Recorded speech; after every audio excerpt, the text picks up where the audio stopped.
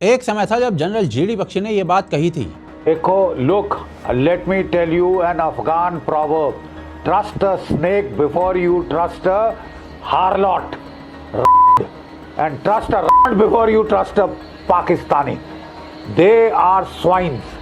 They are absolute bloody swines. अब वैसे तो ये ब्लैंकेट स्टेटमेंट है, पर आसान भाषा में कहूं तो जनरल बख्शी कह रहे हैं कि सांप पर भरोसा कर लो पर किसी वैश्या पर भरोसा मत करो, और अगर वैश्या पर भी भरोसा कर लो लेकिन पाकिस्तानी पर फिर मत करो कभी। और उस्मान ख्वाजा जैसे क्रिकेट प्लेयर्स ने जीडी बख्शी की इस बात को साबित कर दिया है। जिन लोगों को पूरा मामला नहीं पता उनको बता देता हूं कि अभी हाल ही में एशेज सीरीज खत्म हुई है। उसी दौरान पाकिस्तानी मूल के उस्मान ख्वाजा, जिन्होंने अपना पूरा इंटरनेशनल करियर ऑस्ट्रेलिया के लिए क्रिकेट खेलते हुए बताया है, उन्होंने अपनी रिटायरमेंट की घोषणा कर दी। और भाई साहब, रिटायरमेंट की घोषणा करते करते उन्होंने जो कहा उसने सबको चौंका दिया है। उस्मान ख्वाजा कह रहे हैं कि ऑस्ट्रेलिया ने उनके साथ बहुत रेसिज्म किया है। उस्मान ख्वाजा ने यह भी कहा कि उनके साथ गलत व्यवहार हुआ है और वो ये चाहते हैं कि अगले उस्मान ख्वाजा के साथ ऑस्ट्रेलियंस बेहतर ट्रीटमेंट करें। और भाई साहब, जाते जाते इतने फ्लो में आ गए कि वो यहाँ तक कहने लगे कि इस बात से वो बहुत चिंतित हैं कि ऑस्ट्रेलिया में इस्लामोफोबिया बहुत बढ़ता जा रहा है और राइट विंग ग्रुप्स किसी भी तरीके से नफरत फैलाने की कमी नहीं रख रहे। I still find it hard when I say, that everyone deserves freedom, that Palestinians deserve freedom and equal rights, why that is such a big issue. But I get it. I put myself out there. Even when we talk about Australian politics and we get all these right-wing politicians that are anti-immigration and anti-Islamophobia, and I speak up against them.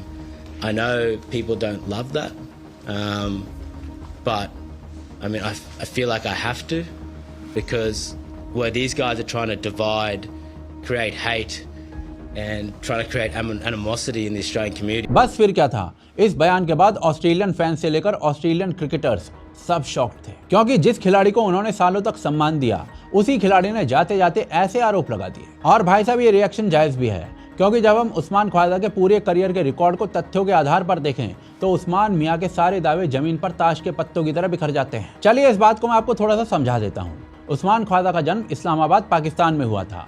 4 साल की उम्र में उसके माता पिता उसे Australia ले आए थे और उस एक फैसले ने उसकी पूरी जिंदगी की दिशा को तय कर दिया था। उसे ऑस्ट्रेलियन स्कूल में शिक्षा मिली, वहां का ऑर्गेनाइज्ड क्रिकेट सिस्टम मिला, ग्रेड क्रिकेट, राज्य स्तरीय क्रिकेट और फिर नेशनल टीम तक पहुंचने का एक क्लियर और खुला रास्ता मिला। उसे ऐसे मैदान मिले, ऐसे कोच मिले, ऐसा फिटनेस और मेडिकल सिस्टम मिला जो पाकिस्तान जैसे देश में केवल कुछ गिने चुने प्लेयर्स को मिलता है। इवन पाकिस्तान में तो प्रोफेशनल कोचेस की इतनी कमी है कि क्रिकेटर्स की ट्रेनिंग खुद आर्म्ड फोर्सेस करती है। और भाई साहब, अगर आप अच्छे क्रिकेटर बन भी जाओ तब भी वहां पर टीम में जगह बनाना मुश्किल हो जाता है, क्योंकि वहां पर ऑलरेडी बॉब्जी, रिजू मौलाना जैसे प्लेयर्स अपनी गुटबाजी बनाकर रखे हुए हैं। तो भाई साहब, पहले तो उस्मान मियां को इस बात का एहसान मानना चाहिए। ऊपर से उस्मान ख्वाजा ऐसे देश में बड़ा हुआ है जहां पर कानून चलता है, जहां पर सिटीजनशिप और फंडामेंटल राइट्स सबके लिए बराबर होते हैं। ऑस्ट्रेलिया के ऊपर उस्मान ख्वाजा को कुछ देने की मजबूरी नहीं थी, फिर भी ना सिर्फ उसे अपनाया गया बल्कि वही सारी सुविधाएं दी गई जो किसी भी ऑस्ट्रेलियन नागरिक को दी जाती हैं। उसने टेस्ट क्रिकेट खेला, वनडे खेला,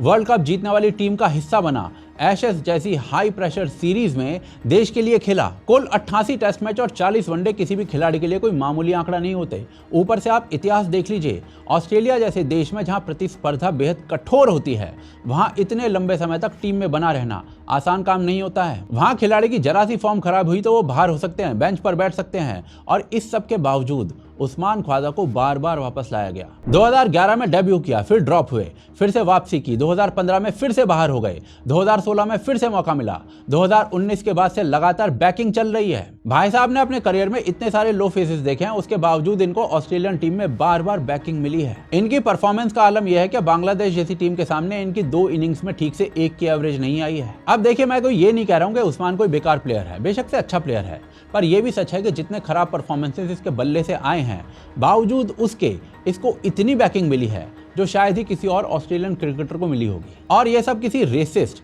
नस्ल भेदी सिस्टम का पैटर्न नहीं होता है। अपने करियर के दौरान उस्मान को सेंट्रल कॉन्ट्रैक्ट्स मिले, टीम में इंपॉर्टेंट पोजीशंस मिली, लीडरशिप ग्रुप का हिस्सा बनाया गया, मीडिया में निरंतर कवरेज मिली, एडवर्टीजमेंट और महंगी महंगी ब्रांड डील्स मिली। इन्हीं सब चीजों से उस्मान की कमाई करोड़ों तक पहुंची और इसी पैसे से उस्मान मियां ने आगे चलकर करोड़ों का बीच हाउस खरीदा। इसके अलावा उस्मान भाई ने ऑस्ट्रेलियन क्रिश्चियन महिला से शादी की, जिसे बाद में इन्होंने कन्वर्ट करवा दिया, हिजाबन बना दिया। उस्मान की जीवन शैली ऐसी बन गई जो ऑस्ट्रेलिया के बहुत से नागरिक भी अफोर्ड नहीं कर सकते हैं। इसे किसी भी भाषा में उत्पीड़न नहीं कहा जा सकता है। ये उस तरह का करियर है जहां दुनिया के बहुत कम लोग पहुंच पाते हैं। इतना लेविश लाइफस्टाइल तो उस्मान के नेटिव कंट्री पाकिस्तान के प्रीमियम बैट्समैन घंटा आजम को भी नहीं मिलता। ये बंदा अभी भी पार्ट टाइम में पंचर साटता है। गजब बेइज्जती है।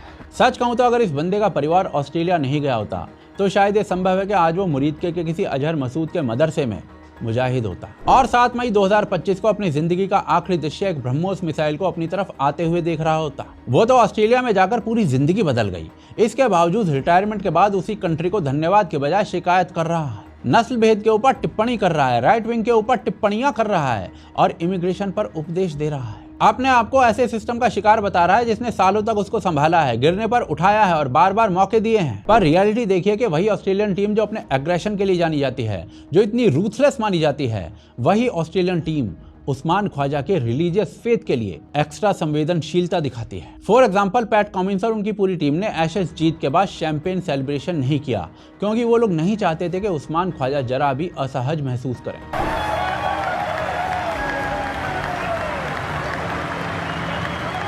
Usman's obviously Muslim, so he doesn't like the champagne being thrown, so just made sure he got up there and no champagne thrown. Pat Cummins would have dreamt about that as a young boy, and now he's an Australian captain. इतना ही नहीं, उस्मान को राजनीतिक और वैचारिक मुद्दों पर अपनी राय रखने की पूरी छूट दी गई थी। उसने ऐसे बयान भी दिए जो कि ऑस्ट्रेलिया के पूरे मेन स्ट्रीम के स्टांस के अगेंस्ट थे। बावजूद इसके उसे कभी भी किसी ऑस्ट्रेलियन प्लेयर ने टारगेट नहीं किया और ये कभी भी किसी नस्ल भेद या फिर इस्लामोफोबिक सिस्टम का व्यवहार नहीं होता है। अगर सच में इस बंदे के साथ रेसिज्म होता तो इतने सालों तक ऑस्ट्रेलियन जर्सी पहनना संभव ही नहीं होता। अगर सच में नस्ल भेद होता तो 88 टेस्ट मैच, 88 टेस्ट मैच कभी नहीं खेले होते। और आपको बता दूं कि भाई साहब ने अकेले ऑस्ट्रेलिया के लिए 88 टेस्ट मैच खेले, जो कि पाकिस्तान में हिंदू खिलाड़ियों के द्वारा खेले गए कुल टेस्ट मैच की संख्या से भी ज्यादा हैं। और भाई साहब, क्रिकेट में रेसिज्म क्या होता है वो इन हिंदू खिलाड़ियों से पूछिए जो पाकिस्तान की तरफ से खेले। यार कोई हिंदू है ना, वो खेलेगा पाकिस्तान, और उसी हिंदू ने टेस्ट सीरीज आई। मैंने कहा अब बोल कनेडियन, और यार मैंने बात खुल जाएगी वैसी कि सर ये यहाँ से खाना क्यों ले रहा है। क्या किया हमेशा से करते हैं, बगल में छुरी, आप बगल में छुरी मुंह में राम राम। ये हिंदू दुनिया के बारे में जो है आपको इसका पहले इल्म नहीं था। ख्वाजा के साथ ऑस्ट्रेलियन प्लेयर्स का व्यवहार उस कंडीशन में अच्छा रहा है जब उनके पास एक रीजन है पाकिस्तान के खिलाफ रेसिज्म करने का। मुस्लिम पॉपुलेशन कुल 2% है ऑस्ट्रेलिया में, लेकिन ऑस्ट्रेलिया के प्रिजन्स में 9% तक मुस्लिम कम्युनिटी भरी पड़ी है। यानी मुस्लिम क्राइम रेट पॉपुलेशन से 4 गुना या 5 गुना ज्यादा है। और इन लोगों ने प्रिजन के अंदर भी गैंग्स बनाए हुए हैं और ये प्रिजन के अंदर भी कन्वर्जन फैक्ट्री चलाते हैं। जो लोग कन्वर्ट नहीं होते उनको लोग मारते हैं। और बस इतना ही नहीं, ऑस्ट्रेलिया में ग्रूमिंग गैंग्स भी चलाए जाते थे जिसमें ऑस्ट्रेलियन लड़कियों का रेप किया जाता था। इसमें सबसे बड़े ग्रुप्स में थे पाकिस्तानी मूल के लोग। और ये सब इतना कॉमन होने के बाद भी ऑस्ट्रेलिया ने पाकिस्तानी मूल के व्यक्ति को टीम में जगह दी, उसे ऊपर पहुंचाया, और वही बंदा आज ऑस्ट्रेलिया को भला बुरा बोल रहा है। और वैसे उस्मान ख्वाजा के नेटिव कंट्री पाकिस्तान में जनरली माइनॉरिटीज के साथ क्या होता है ना, वो किसी से छुपा नहीं है। लेकिन उस्मान ख्वाजा इन सब बातों पर तो कभी नहीं बोले। और इन बातों को तो छोड़िए, इन भाई साहब ने 7 अक्टूबर जैसी घटनाओं तक पर चुप्पी साध के रखी थी, वो भी उस कंडीशन में जब इन्हीं की कम्युनिटी के लोगों ने बॉन्डाई बीच पर अटैक किया था। ये दोहरा रवैया नहीं है तो और क्या है। आज उस्मान को ऑस्ट्रेलिया में वो सब आजादी है जो अफसोस पाकिस्तान की किसी माइनॉरिटी को दूर दूर तक नहीं मिली हुई है वहां पर। और फिर भी अगर आप कह रहे हो कि ऑस्ट्रेलिया ने आपके साथ अच्छा व्यवहार नहीं किया है तो भाई साहब प्रॉब्लम आप में ही है जरूर। अगर ऑस्ट्रेलिया इतना ही बुरा है तो आप वहां पर रह क्यों रहे हैं, वहीं क्यों खेले हैं, वहीं क्यों कमाया है, वहीं क्यों घर बनाया है। सच यही है कि आपको मौका मिला वहां पर, आपने सब कुछ उस देश से ले लिया और जाते जाते उसी देश को दोषी ठहरा दिया। और ये बात सिर्फ उस्मान ख्वाजा तक सीमित नहीं है, बल्कि ये पूरी पाकिस्तानी कम्युनिटी की माइंडसेट प्रतीत होती है। चाहे वो मलाला यूसुफजाई हो, या फिर बॉक्सर आमिर खान हो, या फिर मेयर सादिक खान हो, या फिर मिनिस्टर शबाना महमूद हो। और इस बिहेवियर को एक्चुअली में एहसान फरामोशी कहते हैं।